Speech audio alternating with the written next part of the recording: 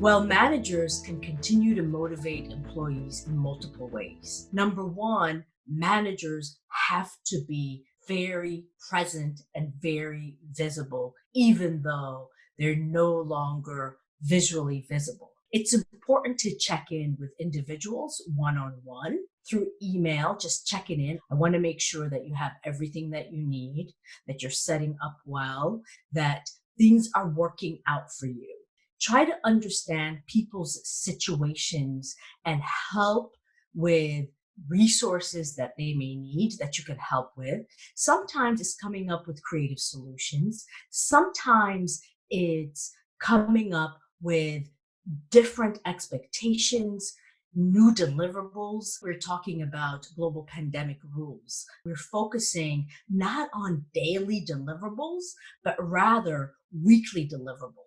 And some people may just need help to think through how that can be, because suddenly we have partners potentially who are also working from home. Many people have children at the home that they are homeschooling. It's a whole set of arrangements that people are trying to get used to.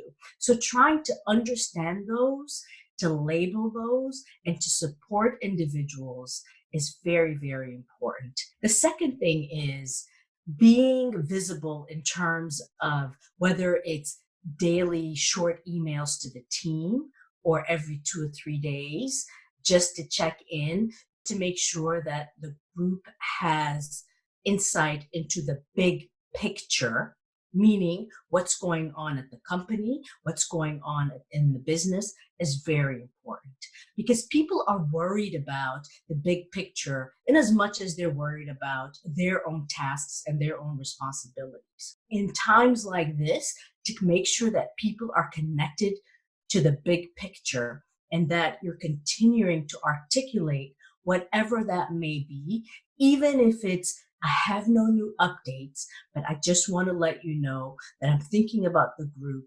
today. How can managers successfully manage up and influence the leaders of the organizations to make sure that people have the resources that they need throughout an environment where people are working remotely? When you're working remotely, you have to make sure that you as leaders or managers are constantly communicating the needs of your team to your superiors. And you have to do it unapologetically, but you also have to do it in a way that doesn't become information overload to superiors. It could be a brief email with updates on the way in which you're caring for your team, letting people know that your team is doing well. These are the things that we've done to set people up. These are the things that we've done to make sure that people are equipped to work from home. We're communicating with our teams and groups on a regular basis. These are some of the needs that we continue to have. And these are the things that we request for them to continue to operate well. You have to do it unapologetically and you have to do it with confidence. And because it's a remote work environment, the superiors are not thinking about these things. But if you present them, they'll actually really appreciate it because you are helping them do their job as leaders. You see, they're leading through you. It's important to think about what are the digital tools that you want to put in place so that you're not having to continue one-on-one meetings in the long term so that you're not exhausted as a leader. I'm talking about social media, enterprise social media tools like Slack, where you can have one-to-many interactions very frequently with people, where you can store data, capture data, and engage not only with your entire team, but your team members can also engage with one another quite routinely. So this is how people feel connected, they feel motivated, and they feel like you are part of the leadership that's guiding them through.